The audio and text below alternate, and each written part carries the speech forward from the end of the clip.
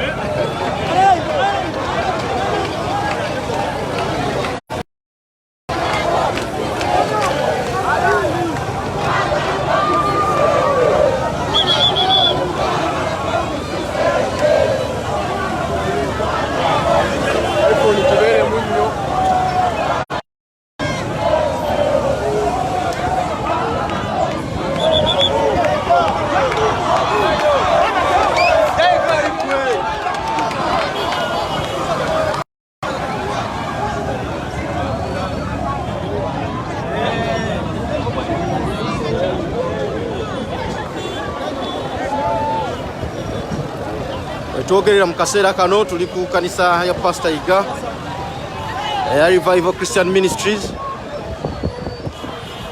nga essaawa yonna abantu bayitirivu nnyo nga bazze okuwerekerako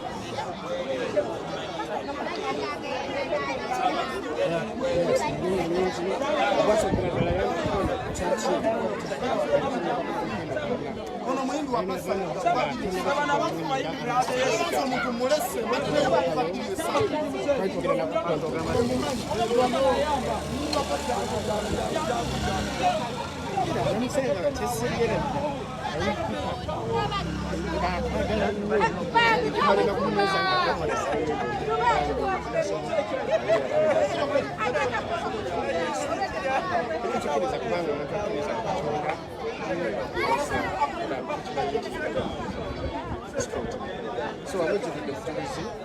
Now again, I'm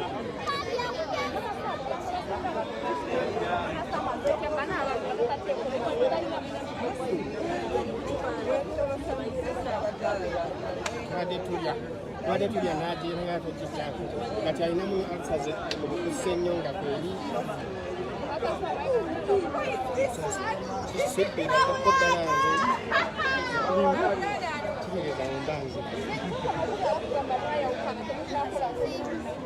tasobola gana kwogera bwe tukyalaga naffe tetusibuye tetukyoliranga ekiri kutukola ffenna newaka ku YouTube gyali era alaga nti tulifuna kukola naye kyomuntu wayogera mazemu kisibiri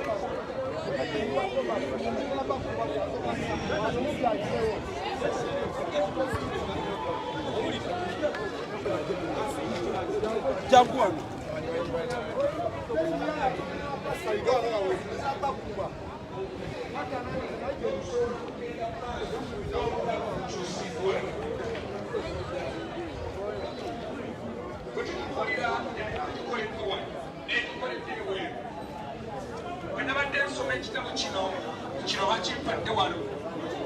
Ekitabo kino kirimu obulamu ebitemu bya Musumba Iga byakoze. But of course, ebintu bya Musumba Iga byakoze biri bigger than this.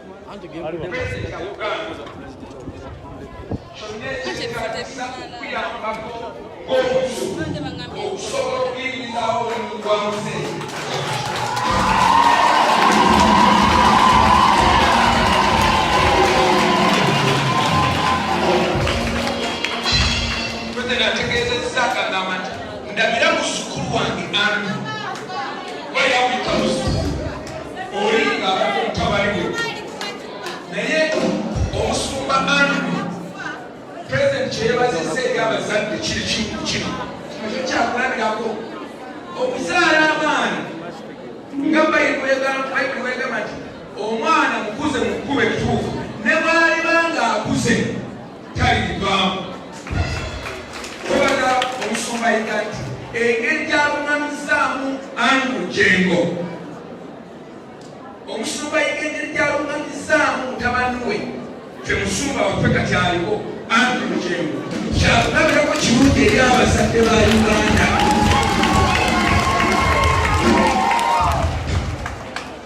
Ate n'abazadde ba Uganda okumanya nti abaana okubawa obuvunaanyizibwa teweetaaga kumala genda mu ntaana naye okutandika okuwa abaana obuvunaanyizibwa ng'okyali balamu olabye ddala n'ekintu ky'ogenda okulekawo kijja kusobola okugenda mu maaso ng'abaana abo batendesi ebagereso y'amawulire. Bwe tulaba ekifaananyi kya Andrew ng'ogyeko okufaanana nnyo taata we mu kikula ne mu mubiri, naye ate ne mu nkola y'emirimu olabira nti Andrew ajja kusobola okutujja ku ddaala taata lwatuleese ate okutwala eddaala eddala. Andrew ogenda gatta ebintu bisatu ekisinga obukulu osigale n'omwoyo wa Katonda, omwoyo omutukuvu. Naye ate ku ekyo olina amagezi taata gakuwadde ng'amagezi amazaale. Kati taata ky'ogenda okumusingako osanga mukama ekyakafuwe ate gw'olina n'ag'ebitabo.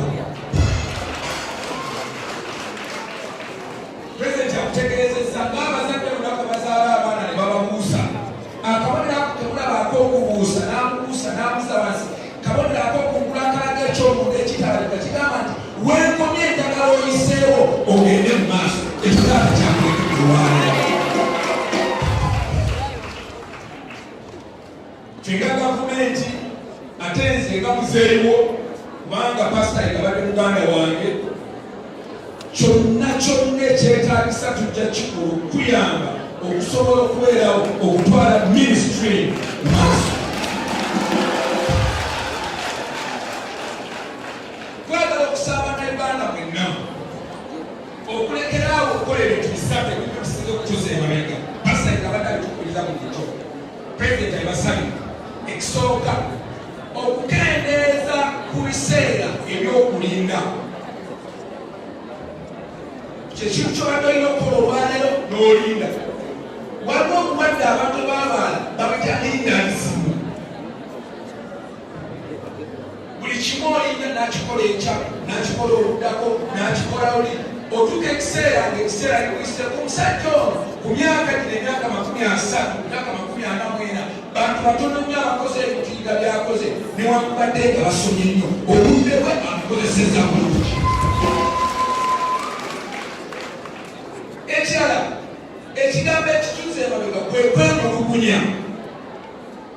Omalako ebbanga n'okwata omwaka ku mwaka nga weemulugunya, obwo obulwadde babuta kwemulugunyalizimu.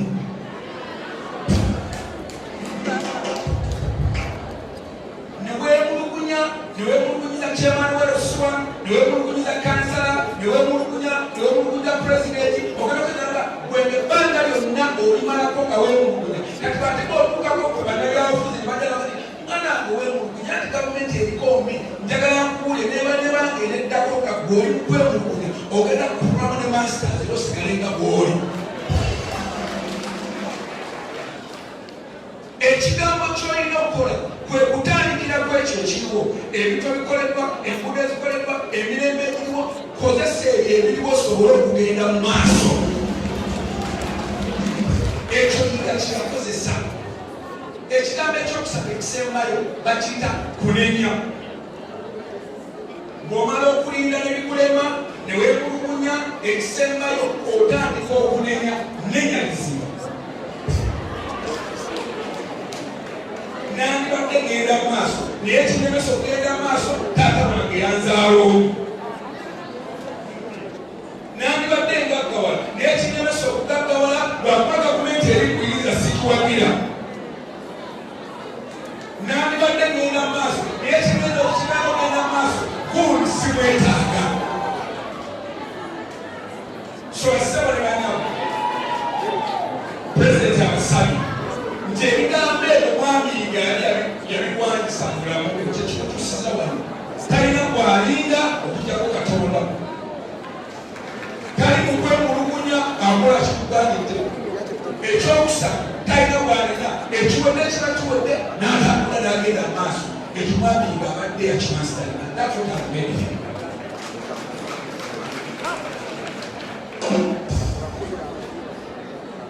Omusumba Andrew Jengo jjajjaawo yaweereza mpeereza obwaka mbadde nzija wano bwa bukadde 10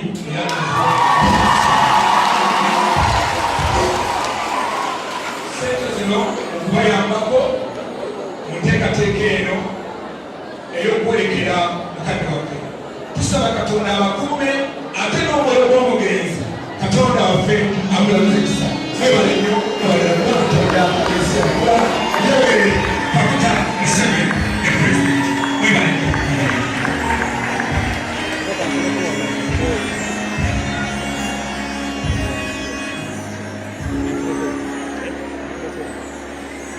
Tukubire kubonaeko engalo ez'amaanyi. Tukubire ebikomo bya Pulezidenti engalo ez'amaanyi.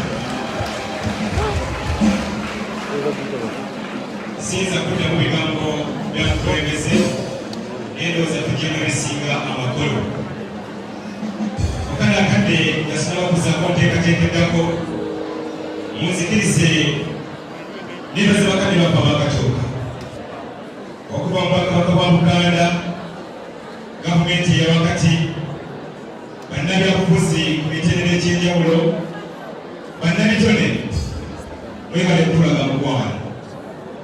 Ndabyeko okutandasa mu yamamasa mubira mukwano.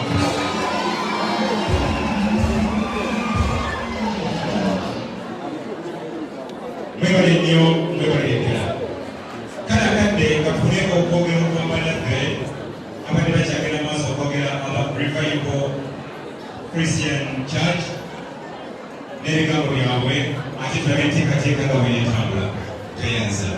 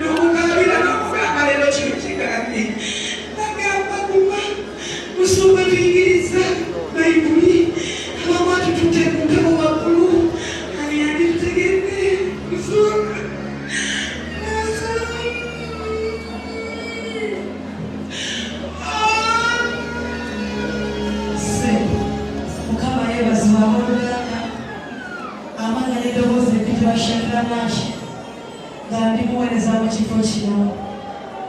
Nze ntuuka okwebaza ddadde wange Pastor Yanisa Agustine Omubwati, twali twamutuwa Omubwati. Tusooke tumukubira engalo ku byo byakoze mu buzima bw'atakawummula. Daddy nga tannawummula yava mu bya boosi n'ava mu by'obusumba n'afuuka taata. Nze nga Shakira nnyingira mu revival nga n'emyaka 15 okutuuka wano wendi.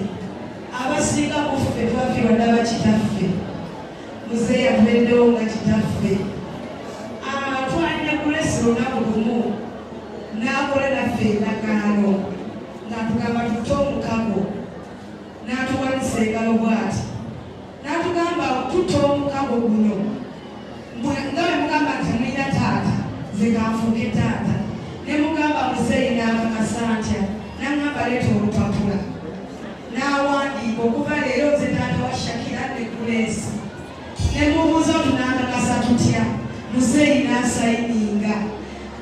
Tuli abaana bangi bazadde obukulu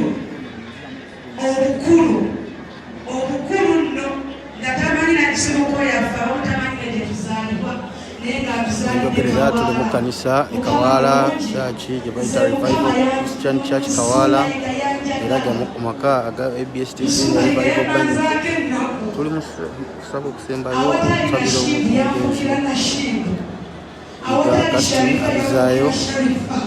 Awo njogerera abamu ku bantu naddala baweereza mu kanisa muno bawa obubaka obw'enjawulo okujjukira abadde mukama waabwe era omusumba mu kifo kino.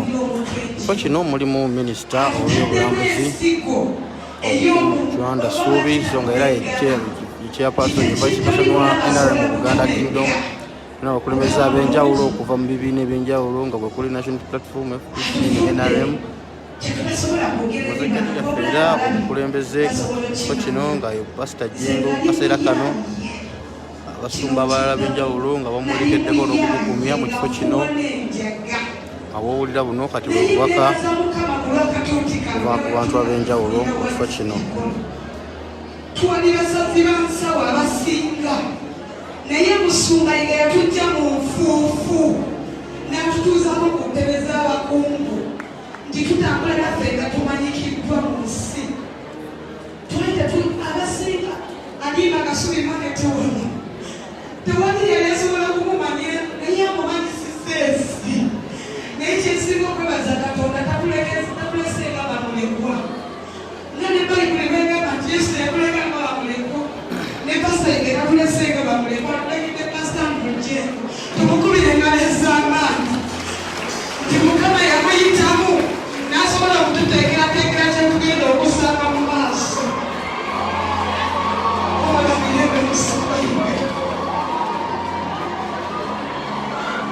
Weewaawo tekusaba aba Revival Band, Revival Christian Church tuteeke emabega byetulina enteekateeka zigenda maaso. Abakungubazi tubeere bakakamu, abakungubazi tubeere bakakamu, abakungubazi tubeere bakakamu okusobola okuba omukadde waffe ekitiibwa ekikugwanidde naddala mu nteekateeka z'olunaku olwaleero. Ziremu okwaniriza abantu b'emiti eby'enjawulo. Kale akadde munzikirize mpite Pastor Moas abeeko ekigambo. Munzikirize Pastor Moas ojja kunsomako kati nti mukadde waffe Pastor Moas aleke ensonga gyagala okwesaawo. Omukubire engalo ez'amaanyi oyo musajja w'amaanyi.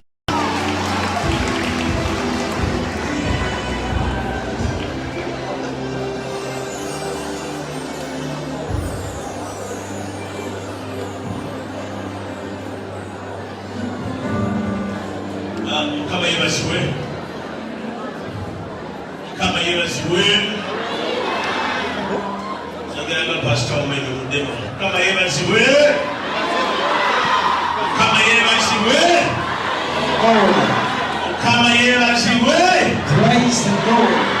tubire ku bigere byaffe Let's stand up on our feet. tusobole okuba ayingira So that we honor the abayingira nga mugenyi ayingire Let the people who enter walk this tube ne boda g'amataamiina Say amen. saba ebimba tubeerewo The instrumentalist is muli bulungi Are you okay? gye muli Are you okay? gye muli Are you okay? gye muli Are you okay? bamuli Are you okay? kama yebazibwe Praise the Lord. akati onakubaleero Not today. manye tibaliwo abantu ab'enjawulo abayingira I know there's some different people who are entering. tulina abenaaleemu We have the dinner, tulina babifubawa people from tulina abakipi people from GP. naye njagala mujuge nti tuli mu kuusi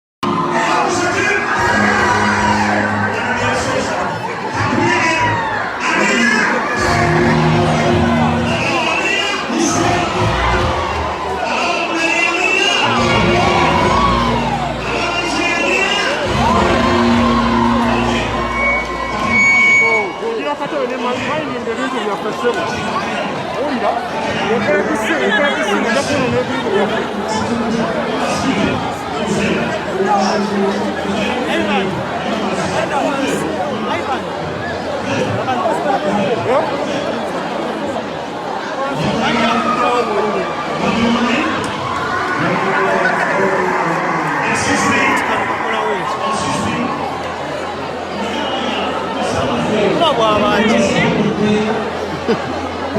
wansi tukolere wansi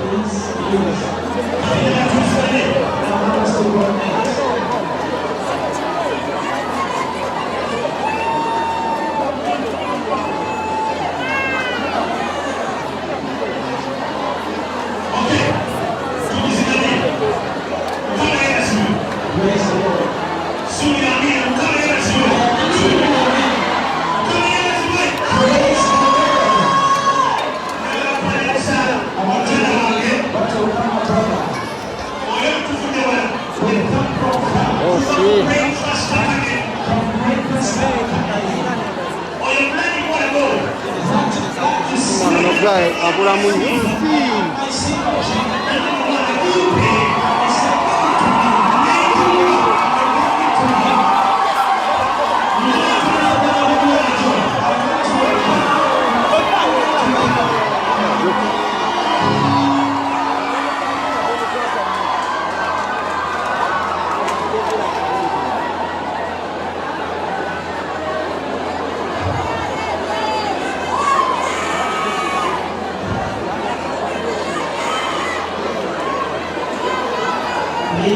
Please come down. Just go down.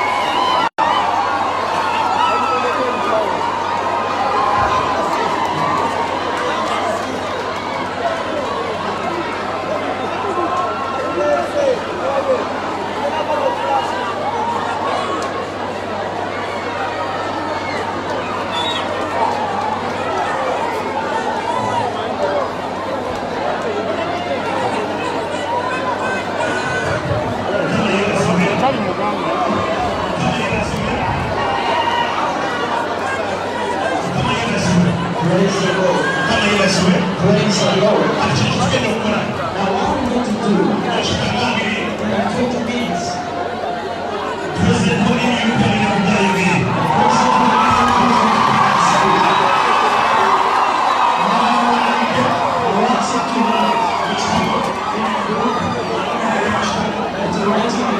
abuuze ensonga gendo amala okubeera n'ensonga gendawo naye ng'ayogera omukama kikyo sikekyo program eddeko eyaffe ya church is ours as a church. gana tamiira Say amen. gana tamiira Say amen.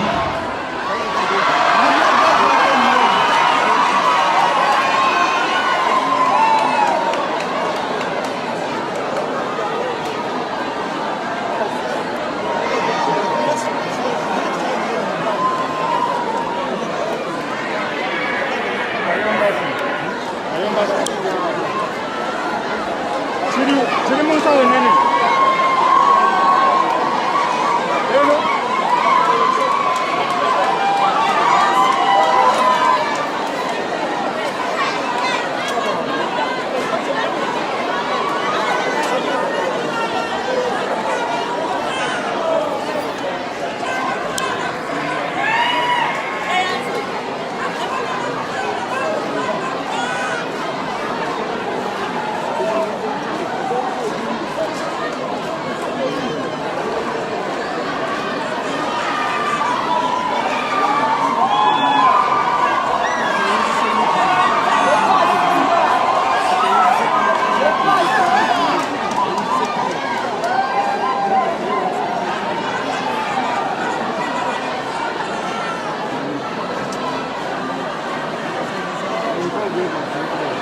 Ani? Ono. Eshato chigira nnyo